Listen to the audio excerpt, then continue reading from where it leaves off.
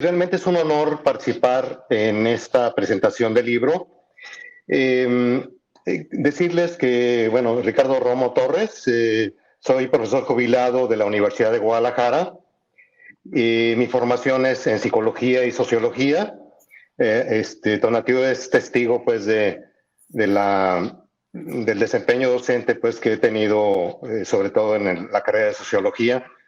Y soy un eterno aprendiz de cuestiones tanto epistemológicas como pedagógicas. Precisamente esa es la temática del capítulo, ¿no? Entablar un diálogo entre consideraciones epistemológicas y pedagógicas en tiempos de pandemia. Y la verdad es un aprendizaje enorme el poder recuperar contribuciones en las luchas feministas, particularmente de tres grandes epistemólogas, una argentina, Alcira Argumedo, una mexicana, Raquel Gutiérrez, y una boliviana, Silvia Rivera Cusicanqui. Y la idea es entablar el diálogo con las vertientes pedagógicas, sobre todo en la línea de Paulo Freire y de Margarita Gómez. Desde luego que hay una serie de planteamientos que de alguna manera procuran centrarse en los tiempos de pandemia y hacer una exposición de las contribuciones de esas tres epistemólogas que les he planteado en el marco del confinamiento. Y bueno, es un esfuerzo el que procuro hacer, sobre todo en torno al contexto boliviano, que a todas luces viene siendo un contexto de mucho éxito en el combate a la pandemia, con una serie de recursos alternativos.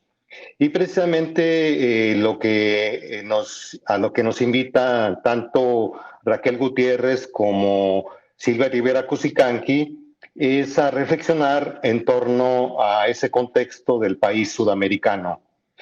Yo me preguntaría qué hubiese pasado si Paulo Freire hubiese permanecido en Bolivia.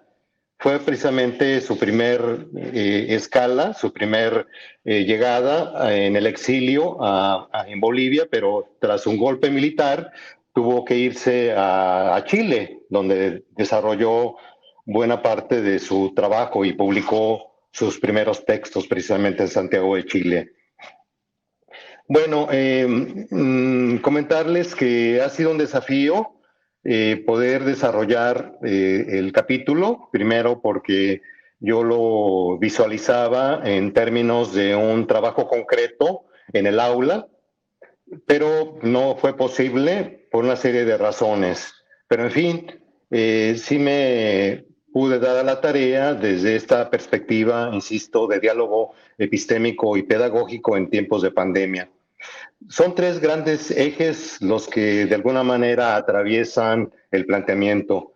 Por un lado, las luchas feministas, que son tematizadas a la luz de las autoras que les he mencionado. Por otro lado, es la cuestión de la identidad, vista como un aspecto dinámico, cambiante, una situación compleja, como la plantea Edgar Morin, y el tema de la recursión planteada como proceso. Y precisamente el aspecto posiblemente más complejo es el de la recursión. Me gustaría ilustrarlo, si me permiten, planteando cómo de alguna manera hay un componente, en mi caso, de aprendizaje, de mucho aprendizaje, que he tenido con la doctora Margarita Gómez, quien de alguna forma a través de un curso online, pues yo aprendí una serie de elementos freirianos, eso por un lado. Y por otro lado, bueno, el granito de arena que he aportado a la formación de Tonatiuh, como teniendo la suerte de tenerlo como alumno en la carrera de sociología.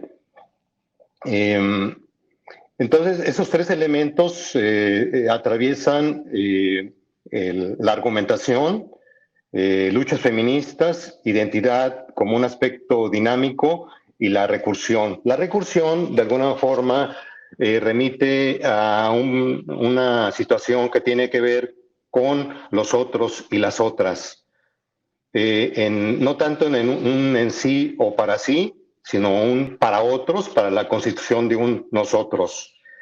Y esos elementos de alguna manera están vertidos en la propuesta de Margarita, cuando cita a Levinas, cuando también plantea una serie de aspectos relativos a Jorge Luis Borges, en donde se toca este aspecto de la recursión. Bueno, no quisiera abusar del tiempo y me voy a permitir leer los 3 últimos párrafos que constituyen la parte que yo denomino de inconclusión, porque no es una cuestión de conclusión, sino abierta en todo caso. Y en donde precisamente el centenario del natalicio de Paulo Freire me remiten un poco al tema literario de García Márquez, cuando aludía a los 100 años de soledad. Aquí serían 100 años de esperanzas, y donde precisamente los 100 años de esperanza son el signo del legado freiriano, resumido en los versos de Canción Obvia. Es un poco la idea de encantar y reencantar la educación en la línea freiriana. Y aquí nos invita a una serie de reflexiones Paulo Freire cuando dice: mientras te espero, trabajaré en los campos y dialogaré con hombres, mujeres y niños. Mis manos quedarán callosas. Se trata de una espera activa que involucra a lesotras en un diálogo siempre inconcluso y abierto a lo inédito viable. Un diálogo que incluyen las manos devenidas rostros encallecidos por el trajinar cotidiano.